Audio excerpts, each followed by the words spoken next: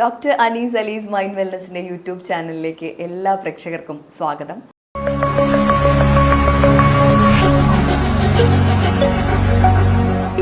Sir, ഇനി മറ്റൊരു ചോദ്യം എന്ന് വെച്ച് കഴിഞ്ഞാൽ ഈ over controlling behaviour in relationship, അതായത് ഓവർ കൺട്രോൾ ചെയ്യുക. അപ്പം ഒരു വിവാഹമൊക്കെ ഉറപ്പിച്ചു കഴിഞ്ഞു കഴിഞ്ഞാൽ അല്ലെങ്കിൽ വധുവാകാൻ പോകുന്ന കുട്ടിയോട് പറയുകയാണ്, പിന്നെ നീ ഇങ്ങനെ സോഷ്യൽ മീഡിയ ഒക്കെ സ്റ്റോപ്പ് ചെയ്യണം, നീ അതിൽ വാട്സപ്പ് ഇൻസ്റ്റ അതിലൊന്നും കാണാൻ പാടില്ല, അങ്ങനെയല്ല, പിന്നെ കൂടുതൽ കമ്പനി വേണ്ട നിൻ്റെ, അങ്ങനെയൊക്കെ പറയുമ്പോൾ ഇപ്പോഴത്തെ അത് അവിടെ വെച്ച് അത് സ്റ്റോപ്പ് ആവുകയാണ്. അപ്പം ഇപ്പോഴത്തെ ഒരു സോഷ്യൽ മീഡിയയിൽ ജീവിക്കുന്നൊരു തലമുറയാണ്, കമ്പ്യൂട്ടർ യുഗമാണ്. അപ്പം അങ്ങനെ ഓവർ റെസ്ട്രിക്ഷൻസ് കൊടുക്കുക, ഓവർ കൺട്രോളിങ്, ആ ഒരു കേസ് മാത്രമല്ല, അപ്പം എല്ലാം വീട്ടിൽ പാരൻസ് ആണെങ്കിലും എല്ലാ മേഖലയിലും അപ്പം അങ്ങനെ പറയുമ്പോൾ ഉണ്ടാവുന്ന ഒരു സഫോക്കേഷൻ ഉണ്ടല്ലോ, പ്രശ്നങ്ങൾ കൂടുതൽ വഷളാവുകയാണ് ചെയ്യുന്നത്. അപ്പം അതിനെക്കുറിച്ച് അതെങ്ങനെ ഡീൽ ചെയ്യാം സർ? ഓവർ കൺട്രോളിങ് പാടില്ല, നമുക്ക് എല്ലാവർക്കും അറിയാം.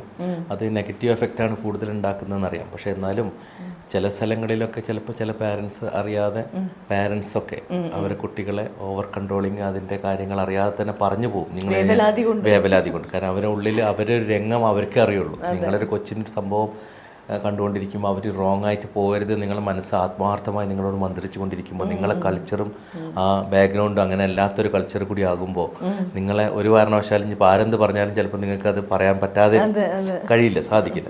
പക്ഷേ നിങ്ങൾ പറഞ്ഞ പോലെ കല്യാണം, എൻഗേജ്മെൻറ്റ്സ് കഴിഞ്ഞ ഉടനെയൊക്കെയുള്ള കേസുകൾ ധാരാളം ഞങ്ങളുടെ അടുത്തൊക്കെ സമീപിക്കാറുണ്ട്. അതിൻ്റെ ഒരു കാര്യം എന്ന് വെച്ചാൽ നമ്മളപ്പോൾ റെസ്ട്രിക്ഷൻസൊക്കെ കുറച്ച് കഴിയുമ്പോൾ അവർ ഫോണിലൂടെ സംസാരിക്കുമ്പോഴൊക്കെ വരും. അതിൻ്റെ ഒരു പ്രധാനപ്പെട്ട കാരണം വെച്ചാൽ മുൻകാലങ്ങളിലും ഇത്തരം പ്രവൃത്തികളും കാര്യങ്ങളൊക്കെ ധാരാളം ഉണ്ടെങ്കിലും ഈ സോഷ്യൽ മീഡിയ ആക്റ്റീവായപ്പോൾ പബ്ലിക്കിൻ്റെ റീച്ചിലേക്ക് എത്തുന്നത് കുറച്ചുകൂടി എളുപ്പമായി. അപ്പോൾ അവിടെയും ഇവിടെ നടക്കുന്ന കാര്യങ്ങൾ ഞാൻ എൻ്റെ മൈൻഡിൽ എപ്പോഴും രജിസ്റ്റർ ചെയ്തുകൊണ്ടിരിക്കുകയാണ്. ഇന്ന് രാവിലെയും ചിലപ്പോൾ ഞാൻ നിങ്ങൾ സംസാരിച്ചപ്പോൾ ഇങ്ങനത്തെ എന്തെങ്കിലും ഒരു കാര്യമായിരിക്കും പറഞ്ഞിട്ടുണ്ടാവുക, അല്ലെങ്കിൽ ആ വിവരങ്ങൾ മറ്റിൻ്റെ അപ്പുറത്തെ അയൽവക്കത്ത് നടന്ന കാര്യങ്ങൾ ഞാൻ അറിയുന്നില്ല. പക്ഷേ സോഷ്യൽ മീഡിയ ഡെവലപ്പ് ആയതോട് കൂടിയിട്ട് ഞാൻ അറിയാണ് അവിടുത്തെ ചേച്ചി ചാടിപ്പോയി, അവിടുത്തെ ചേട്ടൻ്റെ കൂടെ പോയി, മറ്റേ വീട്ടിലത്തെ ചേട്ടനാണ് കൂടെ പോയത് എന്നൊക്കെ കേൾക്കുമ്പോൾ ഇതൊക്കെ നമുക്കും സംഭവിച്ചൂടെ എന്നുള്ളത്, അല്ലെങ്കിൽ ഉൾ മനസ്സിൽ എവിടെയെങ്കിലും സബ് കോൺഷ്യസ് മൈൻഡിൽ എവിടെയെങ്കിലും രജിസ്റ്റർ ചെയ്ത് കിടക്കുമ്പോൾ അതിൻ്റെ ഒരു ഇമ്പാക്റ്റ് ഞാൻ ഡെവലപ്പ് ചെയ്തെടുക്കുന്നതാണ്.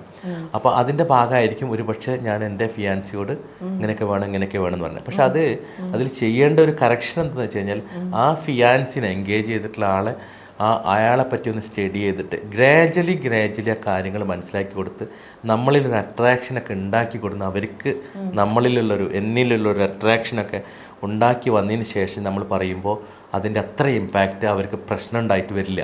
ഓപ്പോസിറ്റ് നിൽക്കുന്നവർക്ക്, എൻ്റെ ഒരു ഫിയാൻസിക്ക് ഞാൻ ഇന്ന് പരിചയപ്പെട്ട, അല്ലെങ്കിൽ ഇന്നലെ 2-3 ദിവസം മുമ്പ് ഞാൻ എൻ്റെ എൻഗേജ്മെൻ്റ് ആയിട്ട് ഒരാഴ്ച കഴിഞ്ഞപ്പോൾ തന്നെ ഞാൻ ഇത്തരം കാര്യങ്ങൾ ഇംപ്ലിമെൻ്റ് ചെയ്യാൻ നോക്കുമ്പോൾ അവൾക്ക് പൂർണ്ണമായിട്ട് എന്നെ ഉൾക്കൊള്ളാൻ കഴിയില്ല. കാരണം എന്നെ പറ്റിയിട്ടും അവൾക്ക് കൂടുതൽ അറിയില്ല, ഞാനെന്ന വ്യക്തിയെ പറ്റിയിട്ട് അറിയില്ല, ഞാനെന്ന വ്യക്തിയുടെ സ്നേഹത്തിനെ പറ്റി കൂടുതൽ അറിയില്ല. ഞാൻ രണ്ട് പഞ്ചാര വാക്കുകൾ പറഞ്ഞത് മാത്രമേ അവൾ കേട്ടിട്ടുള്ളൂ. അത് എത്രത്തോളം നിലനിൽക്കുന്ന അറിയില്ല. പല കേസുകളും അവളുടെ മനസ്സിലും മന്ത്രിക്കുന്നു. ഇങ്ങനെ പല കേസുകളും അവരുടെ കാര്യങ്ങൾ നേടി അവർ ഉപേക്ഷിച്ച് പോകുന്ന കേസുകളൊക്കെ കാണുമ്പോൾ അത് എത്രത്തോളം സത്യാവസ്ഥ ഉണ്ടെന്നുള്ളത് അവൾക്കും അറിയില്ല. ഇനി എൻ്റെ പ്രാക്ടിക്കൽ അപ്രോച്ചിലൂടെ അത് റിയൽ ആണെന്നും ഇദ്ദേഹം എന്നെ ആത്മാർത്ഥമായി സ്നേഹിക്കുന്നുണ്ടെന്നും ആ കൊച്ചിന് മനസ്സിലാവണം. അത് മനസ്സിലാകാൻ കുറച്ച് ടൈം എടുക്കും, സ്വാഭാവികമല്ലേ? ആ ടൈം എടുത്തിട്ട് ഇയാളുടെ റിയൽ ലവ് ആണ്, ഇയാൾ ചിലപ്പോൾ പ്രകടനമായിട്ട് കാണിക്കുന്നില്ലെങ്കിലും അല്ലെങ്കിൽ പ്രകടമായി കാണിക്കുന്നില്ലെങ്കിലും ഇയാളെ ഇന്നർ മൈൻഡിൽ ഭയങ്കര സ്നേഹമാണ്, കുടുംബത്തിനോട് സ്നേഹമുണ്ട് എന്നൊക്കെ മനസ്സിലാക്കുമ്പോൾ അറിയാതെ ഒരു നാച്ചുറൽ ഒരു നോർമൽ ഫിമെയിൽ ആണെങ്കിൽ അവളിൽ ആ സ്നേഹം ഡെവലപ്പ് ചെയ്യുകയൊക്കെ ചെയ്യും. ആ സമയത്ത് ചില കാര്യങ്ങളൊക്കെ ഞാനിങ്ങനെ ഗ്രാജ്വലി ഇതൊക്കെ അവോയ്ഡ് ചെയ്യണം, എനിക്ക് ഇഷ്ടമില്ലാത്ത കാര്യമാണ് ഇങ്ങനെ കുറേ കൂട്ടുകെട്ട്, അല്ലെങ്കിൽ ഈ സോഷ്യൽ മീഡിയയിൽ, ഇൻസ്റ്റാഗ്രാമിൽ, ഫേസ്ബുക്കിൽ. സാർ ഇപ്പോൾ പറഞ്ഞപ്പോഴാണ് നമ്മൾ അതിൻ്റെ യഥാർത്ഥത്തിലുള്ള മുഖം നമുക്ക് ഫുൾ അറിയില്ല, നമ്മൾ ഈ സോഷ്യൽ മീഡിയയിലൂടെ കണ്ടിട്ടുള്ളതേ ഉള്ളൂ. പന്തിരാങ്കാവ് ഈ അടുത്ത് നടന്ന ഒരു ഇഷ്യൂ, അത് അപ്പൊ ഈ അടുത്ത് കണ്ടു, നമ്മൾ ഒരു ക്യാപ്ഷൻ പത്രത്തിൽ കണ്ടു, അദ്ദേഹം കുളിക്കുമ്പോൾ ഒരുമിച്ച് കുളിക്കണം ഒക്കെ, ഇങ്ങനെ ഭക്ഷണം വാരി കൊടുക്കണം, അപ്പം ഇങ്ങനെയൊക്കെയുള്ള അത് പിന്നെ അങ്ങനെ ഓരോ കാര്യങ്ങൾ ഇങ്ങനെ പറയാണ്. അപ്പം ഇതിൽ നിന്നൊക്കെ ആയിരിക്കും അവസാനം മർദ്ദനത്തിലും ഒക്കെ എത്തി. തീർച്ചയായിട്ടും അത് പിന്നെ ഒരു പേഴ്സണാലിറ്റിന്റെ ഭാഗം കൂടി ഉണ്ടാവും. അദ്ദേഹത്തിന്റെ ഡീറ്റെയിൽ ഹിസ്റ്ററി എടുക്കുമ്പോഴേ നമുക്ക് പറയാൻ പറ്റുള്ളൂ. പക്ഷെ എന്നിരുന്നാലും ഒരാളെ മനസ്സിലാക്കി കുറച്ച് കാര്യങ്ങൾക്കൊപ്പം നടന്ന് കുറച്ച് കാര്യങ്ങൾ നമ്മൾ മുന്നോട്ട് പോയതിന് ശേഷം ഞാൻ നിങ്ങളോട് ചില കാര്യങ്ങൾ ഇംപ്ലിമെൻ്റ് ചെയ്യാൻ പറയുമ്പോൾ നിങ്ങൾക്ക് ആദ്യത്തിലുണ്ടാകുന്ന അത്ര തരത്തിലെ ഇമ്പാക്റ്റ് നിങ്ങൾക്ക് ഫീൽ ചെയ്യില്ല. കാരണം ഇയാൾ എന്നെ ആത്മാർത്ഥമായി സ്നേഹിക്കുന്നുണ്ട്, അയാളെ കഴിവിൻ്റെ പരമാവധി അയാൾ എനിക്ക് സ്നേഹം കോരിച്ചേരുന്നുണ്ട്. അത് ഒരു തരത്തിലായിക്കോളുന്നില്ല, പണമായിട്ടായിക്കോളുന്നില്ല, വേറെ തരത്തിൽ സ്നേഹത്തിലായിട്ടാണെങ്കിലും ഞാൻ പറഞ്ഞതൊക്കെ അയാൾ ആദ്യത്തിൽ അത് കേൾക്കാൻ അയാൾ വിസമ്മതിച്ചാൽ പോലും പിന്നീട് അയാൾ ലൈഫിൽ നോക്കുമ്പോൾ ഇംപ്ലിമെൻ്റ് ചെയ്തിട്ടുണ്ട്. ദാറ്റ് മീൻസ് അവർക്ക് എന്നോട് എന്തോ സ്നേഹമുണ്ട്. അയാൾ എന്നോടത് സമ്മതിച്ചു തന്നിട്ടില്ലെങ്കിലും ചിലപ്പോൾ അത് അയാൾ പ്രാക്ടിക്കലാക്കി. അപ്പോൾ ഇങ്ങനെയുള്ള കാര്യങ്ങൾ കുറച്ച് മനസ്സിലാക്കിയതിന് ശേഷം നമ്മളത് ഇംപ്ലിമെൻ്റ് ചെയ്യുകയാണെങ്കിൽ ഇത്ര പ്രശ്നം ഉണ്ടാവില്ല. ഇമ്മീഡിയറ്റ് ആയിട്ട് പറയുമ്പോൾ അവർക്ക് അതിന് കോപ്പപ്പ് ചെയ്യാൻ പറ്റാതിരിക്കുകയും അവരുടെ മനസ്സിൽ ചിന്തിക്കുമ്പോൾ ഇതായിട്ട് ഇനി മുന്നോട്ട് ഞാൻ എൻ്റെ ലൈഫ് പോയി കഴിഞ്ഞാൽ എൻ്റെ ലൈഫ് മുഴുവൻ പ്രശ്നങ്ങളായിരിക്കും, കാരണം ഇയാൾക്ക് ഫുള്ള് സംശയ രോഗങ്ങളാണെന്നൊക്കെയുള്ള രീതിയിലായിരിക്കും അവരുടെ ഒരു ഒബ്സർവേഷൻ. അപ്പോൾ ചിലപ്പോൾ അത് പൊസസീവ്നെസ്സിനെ കൊണ്ടാവാം, ചിലപ്പോൾ ഇങ്ങനത്തെ ഓരോ ഇമ്പാക്റ്റ് വന്നതിൻ്റെ ഭാഗമായിട്ട് അവർ ഒന്നും ഉണ്ടായിക്കൊള്ളുന്നില്ല, അങ്ങനെ മറ്റുള്ള പ്രശ്നത്തിൽ ചാടരുതെന്നായിക്കൊണ്ടായിരിക്കും. പിന്നെ ഇപ്പോൾ നിങ്ങളിപ്പോൾ ഈ പറഞ്ഞ മാതിരി ഇപ്പോൾ നടന്ന മാതിരിയുള്ള ചില അത്ര നോർമൽ അല്ലാത്ത ഫിനോമിനകളാണ് നമുക്കൊന്നിച്ച് കുളിക്കാൻ പറ്റുക. അതൊന്നും എപ്പോഴെങ്കിലും വൺസിനെ വൈൽ എന്നുള്ളതല്ല, അതൊന്നും എപ്പോഴൊന്നും പ്രാക്ടിക്കൽ ആവുന്ന കാര്യമല്ല. ഡിപ്പെൻസ്, സാഹചര്യങ്ങൾ കൂടി നോക്കണം. നമ്മളിപ്പോൾ ഒരു ജോയിൻറ്റ് ഫാമിലി എങ്ങനെയെന്നുള്ള സമയത്തൊന്നും പറയുമ്പോൾ നമ്മൾ ടൂറ് മറ്റൊക്കെ പോകുമ്പോഴൊക്കെ ചിലപ്പോൾ പറയുകയാണെങ്കിൽ ആ തമാശ മൂഡിൽ അല്ലെങ്കിൽ ഒരു ഹാപ്പി മൂഡിലാണ്, നമ്മളൊക്കെ ഒരു ലീഷർ മൂഡിലാണ് അങ്ങനെ ആലോചിക്കുക. പക്ഷേ അതൊരു കമ്പൽസറി ആയിട്ടോ അതൊരു ഫോഴ്സ്ഫുള്ളി ആയിട്ടോ അതിന് നിങ്ങൾ കൂട്ടുനിന്നില്ലെങ്കിൽ നിങ്ങൾ ബലം പിടിച്ചിട്ടോ ഒക്കെ ചെയ്യുന്നത് ഇതിലേക്ക് എത്തും ഗ്രാജ്വലി. അങ്ങനെയൊക്കെ എത്തുന്നുണ്ടെങ്കിൽ അതൊരു പേഴ്സണാലിറ്റി വൈകല്യമായിട്ട് നമ്മൾ കണക്കാക്കണം, അല്ലെങ്കിൽ അതൊരു നോർമൽ ഫിനോമിന അല്ല. കാരണം എന്തൊരു ആക്ട് ഇങ്ങനത്തെ ഒരു ആക്ടിലേക്ക് പോകുമ്പോഴും അതിൽ അങ്ങോട്ടും ഇങ്ങോട്ടും ഒരു സാറ്റിസ്ഫാക്ഷൻ ഉണ്ടാവണം. ഒരു വൺ വേ ട്രാഫിക് ആയി കഴിഞ്ഞാൽ ഒരു എൻജോയ്മെൻറ്റും ഇല്ല, മനസ്സിലായില്ലേ? അപ്പോൾ അങ്ങനെ ഉള്ളൊരിതില്ലാതെ നിങ്ങളെ ഫോഴ്സ്ഫുള്ളി ചെയ്ത് കൊണ്ടുവന്നിരിക്കുമ്പോൾ ഒരു കാര്യമില്ല. അതിലൊരു മെൻ്റൽ സാറ്റിസ്ഫാക്ഷൻ കിട്ടുന്നുണ്ടെങ്കിൽ ആ വ്യക്തി നോർമൽ അല്ല എന്ന് പറയേണ്ടി വരും. കാരണം രണ്ട് സൈഡിൽ നിന്ന് കൂടിയും കിട്ടും. അപ്പോൾ അത് വളരെയധികം ശ്രദ്ധിക്കണം. അങ്ങനത്തെ റെസ്ട്രിക്ഷൻസ് നമ്മൾ ഇംപ്ലിമെൻ്റ് ചെയ്യാൻ ഉണ്ടെങ്കിലും അത് ഗ്രാജ്വലി ഉപദേശിക്കണം. ഇപ്പോൾ റിലീജിയസ് ബാക്ക്ഗ്രൗണ്ടിൽ റെസ്ട്രിക്റ്റ് ചെയ്യുന്ന കുറേ ഫാമിലികളൊക്കെ ഉണ്ട്. അതൊക്കെ ആ റിലീജിയസ് ബാക്ക്ഗ്രൗണ്ടിൽ തന്നെ ആ കൾച്ചർ വീട്ടിൽ മൊത്തത്തിൽ അത് ഇംപ്ലിമെൻ്റ് ചെയ്യുകയും അത് പ്രാക്ടിക്കലാക്കുകയും ചെയ്യുന്നുണ്ടെങ്കിൽ സ്വാഭാവികമായിട്ടും ആ കുട്ടിക്ക് അത്ര പ്രശ്നം വരില്ല. അല്ലാതെ ഒരാൾക്ക് മാത്രം പെട്ടെന്ന് ആ കുടുംബത്തിലൊക്കെ അങ്ങനെ അല്ലാതെ വരുമ്പോൾ ആ കുട്ടി അത് അഡോപ്റ്റ് ചെയ്യാൻ കുറച്ച് ടൈം എടുക്കും. അപ്പോൾ അത് ഗ്രാജ്വലി അല്ലാതെ നമ്മൾ അടി കൊടുത്തിട്ടും ചിലപ്പോൾ ആ കുട്ടി ഒബ്സർവ് ചെയ്യില്ല, അല്ലെങ്കിൽ നമ്മളെ മുമ്പിൽ എന്തെങ്കിലും കാട്ടിക്കൂട്ടും, പിന്നീട് അത് വീണ്ടും അതിൻ്റെ കോലഘട്ടത്തിലേക്ക് തന്നെ പോകും. അപ്പോൾ അതാണ് ശ്രദ്ധിക്കണം. അപ്പോൾ ഇമ്മീഡിയറ്റ് റെസ്ട്രിക്ഷൻസ് നമുക്ക് വളരെ അധികം. പാരൻസിനോട് അങ്ങനെ എന്താണ് സാർ പറയാൻ? കാരണം കുട്ടികളിലും ഇങ്ങനെ ഓവർ കൺട്രോളിങ് വരുന്ന കുട്ടികൾ വഴിതെറ്റി പോകുന്നുണ്ടല്ലോ. അപ്പം അത് എങ്ങനെയാണ്? അപ്പം ഇങ്ങനെ വഴക്ക് പറഞ്ഞതുകൊണ്ടോ അല്ലെങ്കിൽ അങ്ങനെ ചെയ്യരുത്, അങ്ങനെ യൂസ് ചെയ്യരുത് എന്ന് പറഞ്ഞുകൊണ്ട് കാര്യമല്ല. അത് എന്താ വെച്ചാൽ ഒരു ഇൻസിഡന്റ് ഉണ്ടാകുമ്പോൾ മാത്രമാണല്ലോ നമ്മൾ പാരൻസ് ഒക്കെ ആ കുട്ടീനെ വഴക്ക് ചെയ്യുന്നത്. അപ്പോൾ ആ കുട്ടീൻ്റെ റെസ്റ്റ്ലെസ് മൈൻഡാണ്. ആ റെസ്റ്റ്ലെസ് മൈൻഡുള്ള സമയത്ത് നമ്മൾ വഴക്ക് പറഞ്ഞതൊന്നും ആ കുട്ടി അത് അംഗീകരിക്കില്ല. അപ്പോൾ അതൊക്കെ നോർമൽ അവസ്ഥയിൽ നിൽക്കുന്ന സമയത്ത് ആ കൊച്ചിനോട് അമ്മയാണെങ്കിലും അച്ഛനാണെങ്കിലും ഗ്രാജുവലി ചില കാര്യങ്ങൾ പറഞ്ഞു കൊടുക്കുകയും, ഞാൻ നേരത്തെ പറഞ്ഞ പോലെ നമ്മളെ വീട്ടിൽ നമ്മൾ ഓൺ പ്രാക്ടീസിലും അത് ഡിസിപ്ലിൻ പ്രാക്ടീസ് ചെയ്യുമ്പോൾ ആ കൊച്ചുങ്ങളും അത് പ്രാക്ടീസ് ചെയ്യും. ഇപ്പം ഞാനിപ്പോൾ എൻ്റെ വീട്ടിൽ ആരും വൈകി വരുന്നൊരു സ്വഭാവമില്ല, 10 മണിക്ക് ശേഷം ആരും വീട്ടിൽ അങ്ങനെ കയറി വരുന്ന സ്വഭാവമില്ല. അത് ഓട്ടോമാറ്റിക്കലി ഞാനൊരു ചൈൽഡ്ഹുഡിൽ നിന്ന് വലിയൊരു ഇതിലേക്ക് അഡോളസൻസിലേക്ക് വരുമ്പോൾ ഞാൻ ഒബ്സർവ് ചെയ്യുകയാണ്, ഇവിടെ അങ്ങനെ ആരും വരുന്നില്ല.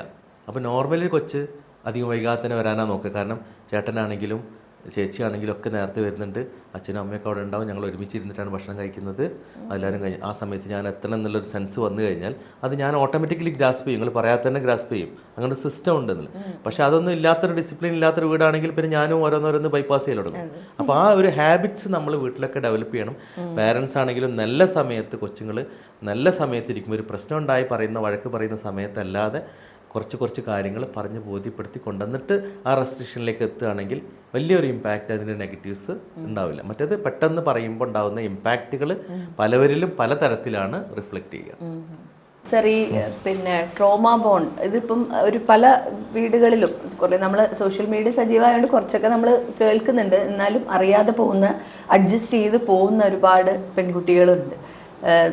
ഭാര്യനെ ഒരു നേരം ഇന്നിപ്പോൾ രാവിലെ നന്നായിട്ട് അടിച്ച് അവളെ മർദ്ദിച്ചൊക്കെ കഴിഞ്ഞ് പിന്നെ ഉച്ചയാകുമ്പോഴേക്കും പിന്നെ ഇവർ ഭയങ്കര റൊമാൻറ്റിക് ആയിരിക്കും, അല്ലെങ്കിൽ പിന്നെ പുറത്തു പോകുന്നു, പിന്നെയും അടി. ഇപ്പം ഇത് ഒരു ഡിവോഴ്സിലൊന്നും എത്താതെ ഇതിങ്ങനെ പോയിക്കൊണ്ടിരിക്കുകയാണ്. ഒരു നന്നാവും അല്ലെങ്കിൽ നാളെ എന്നുള്ള ഒരു പ്രതീക്ഷയിലായിരിക്കും.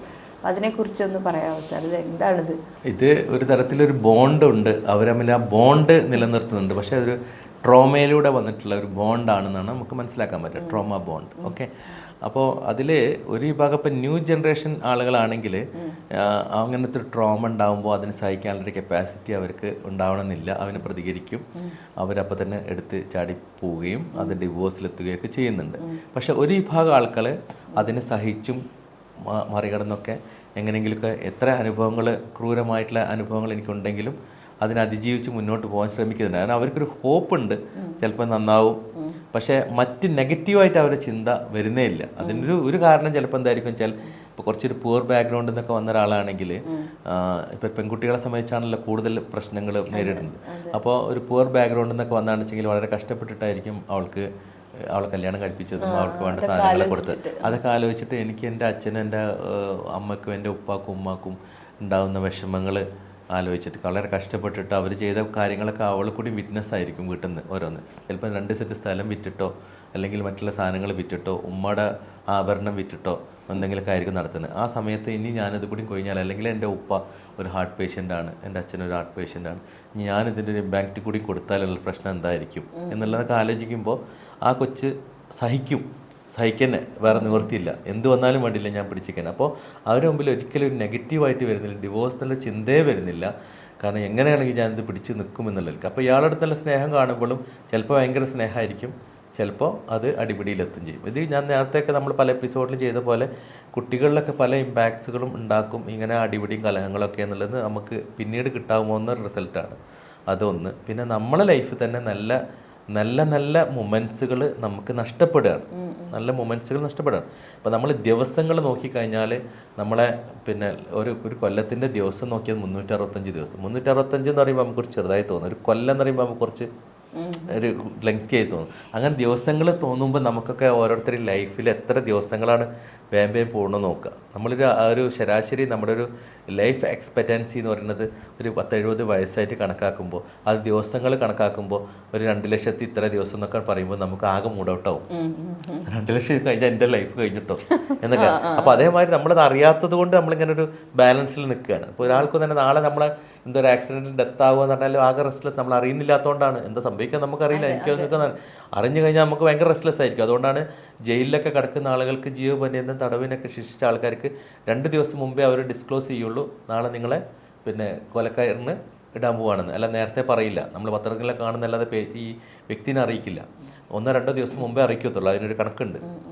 അറിയിച്ച് കഴിഞ്ഞിട്ട് നിങ്ങളെ അന്ത്യാഭിലാഷമായിട്ട് നിങ്ങൾക്ക് എന്തെങ്കിലും പറയാനുണ്ടോ, എന്തെങ്കിലും ചോദിക്കാനുണ്ടോ എന്നൊക്കെ ചോദിക്കും. അങ്ങനെ അവർക്ക് പൂർണ്ണമായിട്ട് ടെമ്പറേച്ചർ ഉണ്ടാകാൻ പാടില്ല, മറ്റൊന്നും ഉണ്ടാകാൻ പാടില്ല. ആ 2 ദിവസം മുമ്പ് അറിയുമ്പോൾ തന്നെ നിങ്ങൾ ഭയങ്കര മൂഡ് സ്വിങ്സ് ഉണ്ടാവും നിങ്ങൾക്ക്. കാരണം മറ്റന്നാൾ നിങ്ങളെ കൊല്ലാൻ പോവുകയാണ്. പക്ഷെ ഇന്ന് ഇപ്പോൾ അടുത്ത നിമിഷം എനിക്കോ രശ്മിക്കോ എന്തെങ്കിലും സംഭവിക്കുന്നത് നമ്മൾ അറിയുന്നില്ല. അതുകൊണ്ട് നമ്മൾ അതിനെപ്പറ്റി അറിയുന്നില്ല. മറ്റേത് അറിഞ്ഞിട്ട് നമ്മളാകുമ്പോൾ നിങ്ങൾ മൈൻഡ് റെസ്റ്റ്ലെസ് ആവും.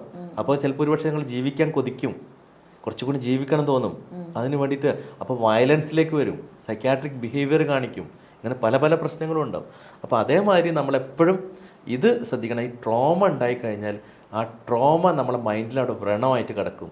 എന്താണെങ്കിലും ഞാൻ നിങ്ങളൊന്ന് ഉപദ്രവിച്ച് കഴിഞ്ഞാൽ അത് നിങ്ങൾക്ക് അത്രയും ഹേർട്ട് ചെയ്ത സംഭവം ഉണ്ടെങ്കിൽ നിങ്ങൾ പിന്നെ ചിരിച്ചൊക്കെ കാണിച്ചാൽ പോലും നിങ്ങളുടെ ഉള്ളിൽ ആ ഒരു വ്രണം ഞാൻ കാരണം തന്നെ അവിടെ ഉണ്ടായിട്ടുണ്ട്. അപ്പോൾ അത് ഒരിക്കൽ സംഭവിച്ചിട്ടുണ്ടെങ്കിൽ ഇനി അത് റിപ്പീറ്റ് ചെയ്യാൻ പാടില്ല എന്നുള്ളത് മനസ്സിലാക്കിയിട്ട് നമ്മളത് മ്യൂച്വലി അങ്ങനെ നിൽക്കുകയാണ് വേണ്ടത്. പിന്നെ ചില ആളുകളൊക്കെ സഹിച്ച് നിവൃത്തിയില്ലാത്തതുകൊണ്ട്, എനിക്ക് വേറെ മാർഗ്ഗമില്ലാത്തതുകൊണ്ട്, അല്ലാതെ എൻ്റെ വീട്ടിലുണ്ടാകുന്ന ഇമ്പാക്റ്റും കുടുംബത്തിലുണ്ടാകുന്ന പശ്ചാത്തലങ്ങളും, ഇപ്പോൾ ഡിവോഴ്സൊക്കെ പറഞ്ഞു കഴിഞ്ഞാൽ നാട്ടിലുണ്ടാകുന്ന പ്രശ്നങ്ങൾ, ഇതൊക്കെ ആലോചിച്ചിട്ട് സഹിച്ചും ഇനിയും ഒരു ഹോപ്പ് ഉണ്ട്, ഇനിയും ശരിയായിക്കോളും. കാരണം ഇയാളുടെ അടുത്ത് ചില സമയത്ത് ഇയാളുടെ മൂഡ് സ്വിങ്സ് വരുന്നത് കൊണ്ട് നല്ല നല്ല പെരുമാറ്റങ്ങളും കാണുന്നതുകൊണ്ട് പിന്നെയും ഹോപ്പ് ഇങ്ങനെ കൊടുത്തിട്ട് സഹിക്കുന്ന ഒരു വിഭാഗമുണ്ട്. അത് ഇല്ലാതിരിക്കാൻ തന്നെ നമ്മൾ ശ്രമിക്കണം. അത് മ്യൂച്വലി അങ്ങോട്ടും ഇങ്ങോട്ടും ശ്രമിക്കണം.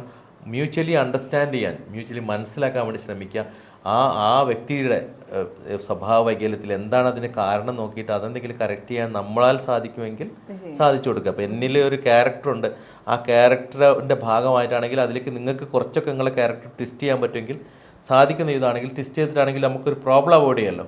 അല്ലാതെ പിന്നെയും അത് പോയിക്കൊണ്ടിരിക്കുകയാണ്. അല്ലെങ്കിൽ അയാൾക്കത് മനസ്സിലാവുന്ന രീതിയിൽ നമ്മൾ പറഞ്ഞിടത്ത് ചിലപ്പോൾ മനസ്സിലാവില്ല. അപ്പോൾ അതിന് ഒരു പ്രൊഫഷണൽ ആൾക്കാരുടെ അടുത്തോ മറ്റിടത്തോ പോയിട്ട് ചിലപ്പോൾ പറയുമ്പോൾ ചിലപ്പോൾ ഇമ്പാക്റ്റ് ഉണ്ടാവും. അപ്പോൾ നമ്മൾ രശ്മിയുടെ ഒരു വീട്ടിലെ കാര്യത്തിന് ചിലപ്പോൾ രശ്മി എത്ര മറ്റുള്ളവർക്ക് ഉപദേശങ്ങൾ കൊടുക്കുന്ന ആളാണെങ്കിലും പക്ഷേ വീട്ടിലെ കാര്യത്തിന് ചിലപ്പോൾ നിങ്ങളുടെ ഉപദേശം കൊടുത്താൽ ചിലപ്പോൾ അത് എത്ര എഫക്റ്റീവ് ആയിക്കൊള്ളുന്നില്ല. കാരണം നിങ്ങൾ അവരുടെ മുമ്പിൽ അവർ രശ്മിക്കുട്ടിയാണ്, മനസ്സിലല്ലേ? അപ്പം അതേസമയം ഞാൻ അവിടെ വന്നിട്ടോ അല്ലെങ്കിൽ വേറൊരു പുതിയ ഒരാൾ നമ്മളെ ഫാമിലി ഫ്രണ്ട്സ് ആരെങ്കിലും ആയിട്ടുള്ള ആൾ പറഞ്ഞു കൊടുക്കുകയാണെങ്കിൽ ചിലപ്പോൾ നിങ്ങളുടെ വീട്ടുകാർ ചിലപ്പോൾ അത് അക്സെപ്റ്റ് ചെയ്യും. കാരണം നിങ്ങൾ പറയുന്ന സത്യം ചിലപ്പോൾ ഞാൻ പറഞ്ഞാലും വലിയ പോയിന്റ് ആയിരിക്കും നിങ്ങൾ പറഞ്ഞിട്ടുണ്ട്, പക്ഷേ നിങ്ങൾ ആ ഒരു തരത്തിലേ കാണുള്ളൂ. ഇപ്പോൾ എൻ്റെ വീട്ടിലടക്കം ഇപ്പോൾ ഞാനൊരു സൈക്യാട്രിസ്റ്റ് പ്രൊഫഷൻ ഉള്ള ആളാണെങ്കിൽ പോലും നമ്മളെ കൊച്ചുങ്ങളെടുത്തൊക്കെ അവരുടെ പപ്പയും അവരുടെ വീട്ടിലെ ഗൃഹനാഥനൊക്കെ ആയതുകൊണ്ട് ആ ഒരു വാല്യൂയിലായിരിക്കും അവരെടുക്കുന്നത്. അതേസമയം വേറൊരു തേർഡ് പേഴ്സൺ ചിലപ്പോൾ നിങ്ങൾ വന്നാൽ ഞാൻ പറഞ്ഞതിനേക്കാളും കൂടുതൽ എഫക്റ്റീവ് ആവും. അപ്പോൾ അത്തരം പ്രശ്നങ്ങൾ ഈ ട്രോമ ബോണ്ടിങ് വളരെയധികം നമ്മൾ കെയർഫുൾ ആയിരിക്കണം. ട്രോമ മനസ്സിൻ്റെ ഉള്ളിൽ എവിടെയെങ്കിലും തട്ടിക്കഴിഞ്ഞാൽ അത് മാഞ്ഞു പോകാൻ ദാറ്റ്സ് നോട്ട് വെരി ഈസി. അത് നമുക്ക് പലതരത്തിലുള്ള ഇമ്പാക്റ്റുകൾ ഉണ്ടാക്കും. അത് ഒരിക്കലും പോസിറ്റീവ്സ് എന്തായാലും നമുക്ക് തരാൻ പോകുന്നില്ല, നെഗറ്റീവ്സേ ഉള്ളൂ. അത് നമ്മളിലാണെങ്കിലും നമ്മളെ കുട്ടികളിലാണെങ്കിലും ഇപ്പോൾ നിങ്ങൾക്കുണ്ടാകുന്ന ഒരു ട്രോമ നിങ്ങളെ കുട്ടികളിലൊക്കെ നിങ്ങളിൽ റിഫ്ലക്റ്റ് ചെയ്യും, നിങ്ങളെ ക്യാരക്ടറിലൊക്കെ റിഫ്ലക്റ്റ് ചെയ്യും, അത് കുട്ടികളിലേക്ക് എത്തും.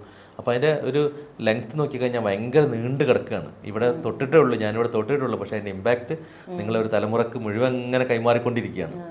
അപ്പോൾ അത് ഇല്ലാതിരിക്കാൻ ശ്രമിക്കുക. എല്ലാവരും ഹ്യൂമൻസ് ആണ്, എല്ലാവർക്കും വിഷമങ്ങളും ബുദ്ധിമുട്ടുകളും വേദനകളൊക്കെ ഉണ്ടാവും.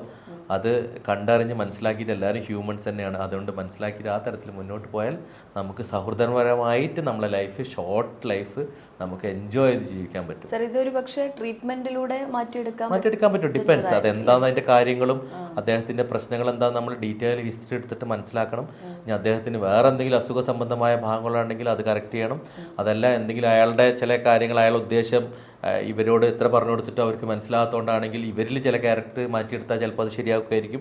അപ്പോൾ അത് നമ്മൾ ഇങ്ങനത്തെ കേസൊക്കെ വരുമ്പോൾ രണ്ടുപേരുടെ ഹിസ്റ്ററി ഡീറ്റെയിൽ ആയിട്ട് എടുത്താൽ മാത്രമേ നമുക്ക് മനസ്സിലാവുള്ളൂ. അപ്പോൾ നിങ്ങൾ പറയുമ്പോൾ നിങ്ങളെ മാത്രം ഹിസ്റ്ററിയാണ് ഞാൻ കേൾക്കുന്നത്, നിങ്ങളെ അതർ സൈഡ് കൂടി കേൾക്കുമ്പോൾ മാത്രമേ എനിക്ക് പൂർണ്ണതയിലേക്ക് ഒരു സൊല്യൂഷൻ പറഞ്ഞു തരാൻ പറ്റുള്ളൂ. പക്ഷേ എന്നിരുന്നാലും നമുക്ക് കറക്റ്റ് ചെയ്തെടുക്കാൻ സാധിക്കും. അപ്പോൾ നമ്മുടെ ഈ ഒരു എപ്പിസോഡ് ഇവിടെ പൂർണ്ണമാവുകയാണ്.